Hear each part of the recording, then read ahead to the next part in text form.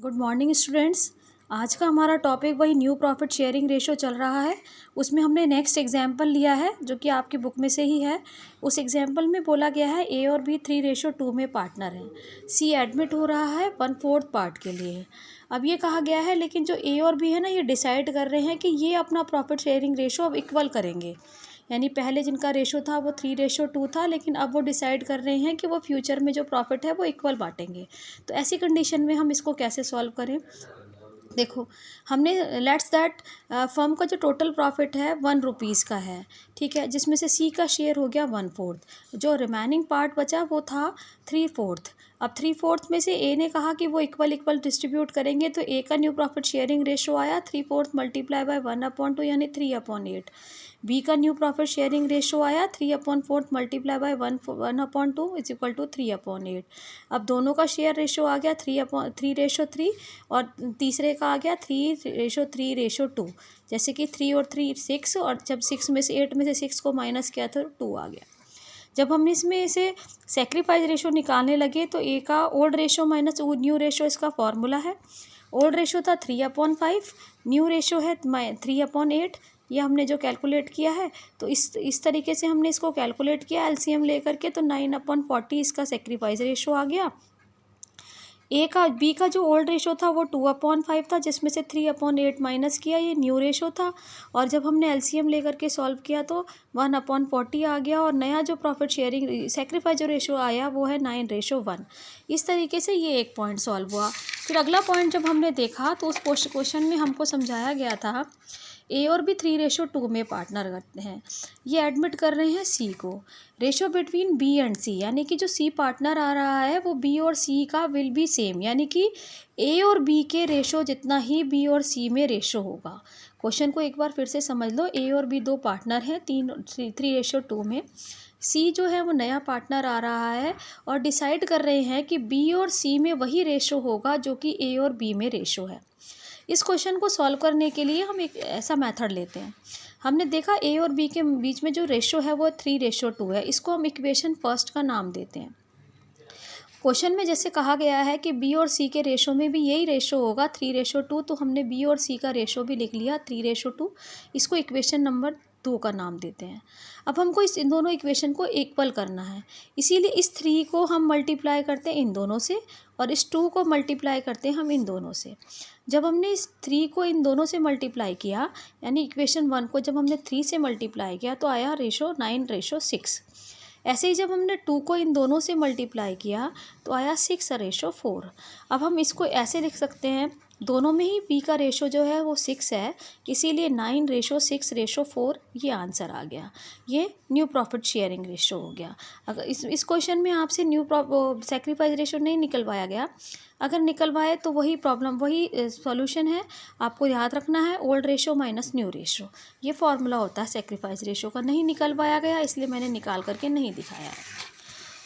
Next question जो आया है आपका, उस क्वेश्चन में बोला गया है ए और बी 3:2 में पार्टनर हैं।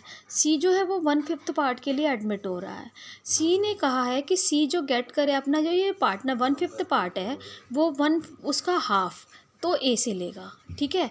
1/5 का हाफ तो ए से लेगा, और उसने कहा जो हाफ बचेगा, बाकी रिमेनिंग जो बचेगा वो ए और बी से इक्वल लेगा, मतलब ए से वो 2 बार लेगा। एक बार तो वो आधा लेगा ए से 1/5 का आधा, और एक बार जो बचेगा उसका भी आधा लगेगा। अब देखो, सबसे फर्स्ट हमने लिया जो उसने फर्स्ट बार लिया, सी गेट फ्रॉम ए 1/5 का हाफ, यानी 1/10 उसने फर्स्ट पार्ट में 1/10 लिया। बैलेंस जो भी बच गया 1/10, भाई 1/10 तो ले लिया ए से, बाकी जो रिमेनिंग पार्ट बचा वो भी 1/10 था। 1 में से 1/10 भी लेस करोगे तो भी ये आ जाएगा। अब इसके 2 पार्ट किए गए, इसमें 1/10 में आधा उसने ए से लिया और आधा बी से लिया, यानी कि 120 ए से दोबारा लिया और 120 बी से एक ही बार लिया। अब सी गेट फ्रॉम ए टोटली उसने कितना ए से लिया, 1/10 तो एक बार में लिया और 120 दूसरी बार में लिया, यानी कि टोटल किया 3/20 उसने ए से ले लिया। बी से उसने केवल एक ही बार लिया 1/20। अब हम इसका न्यू प्रॉफिट शेयरिंग रेशो निकाल रहे हैं। ए का जो रेशो था वो 3/5 था।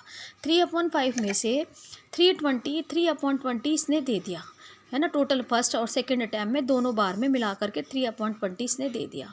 अब इसका प्रॉफिट शेयरिंग रेशो 3/5 में से 320 दे दिया, यानी कि 9/20 इसके पास ए के पास बच गया। ऐसे ही बी का जो था 2/5 था, जो ओल्ड रेशो था, इसमें से इसने 1/20 केवल एक ही बार दिया, तो ये प्रॉफिट शेयरिंग रेशो बच गया 7/20। ठीक है, हमने इन तीनों का नया रेशो निकाला, 9 and 7 is 16 और 20 में से 16 लेस किया तो 4, यानी 9/7/4 इसका न्यू प्रॉफिट शेयरिंग रेशो आ गया ए बी सी का, तीन दोनों का। जब हम सेक्रीफाइस रेशो निकालने लगे तो 3/20, क्योंकि ए से 2 बार में लिया था 3/20, बी से लिया 1/20, तो रेशो आ गया सेक्रीफाइस रेशो 3:1। एक लास्ट टॉपिक और ले रहे हैं हम इसका। इसमें हमको क्या बताया गया है, इसमें हमसे सिर्फ केवल एक सेक्रीफाइस रेशो निकलवाया है। ए और बी 3:2 में पार्टनर है। सी को जब एडमिशन दिया तो नया प्रॉफिट शेयरिंग रेशो आ गया 5:3:2। मतलब क्वेश्चन ऐसा भी दिया जा सकता है कि आपको ओल्ड रेशो भी दिया हुआ हो और न्यू रेशो भी दिया हुआ और आपसे सेक्रीफाइस रेशो निकलवाए। हम हर बार करते आ रहे हैं, वही सिस्टम है। यहाँ वही ओल्ड रेशो में से हम न्यू रेशो लेस करते हैं। ओल्ड रेशो है 3/5, न्यू रेशो है 5/10, माइनस करते हैं तो 1/10 आ जाता है। बी का ओल्ड रेशो है 2/5 माइनस 3/10, ये माइनस करते हैं तो 1/10 आ जाता है। केवल ओल्ड पार्टनर्स का ही सेक्रीफाइस रेशो निकलता है। सी तो आ ही रहा है तो वो सेक्रीफाइस कर ही नहीं सकता, इसीलिए 1:1 ऊपर वाली संख्या ले लेते हैं, तो ये सेक्रीफाइस रेशो है ए और बी का 1:1। ऐसे हमारे आज का टॉपिक जो ख़त्म हो रहा है वो है न्यू प्रॉफिट शेयरिंग रेशो और सेक्रीफाइस रेशो।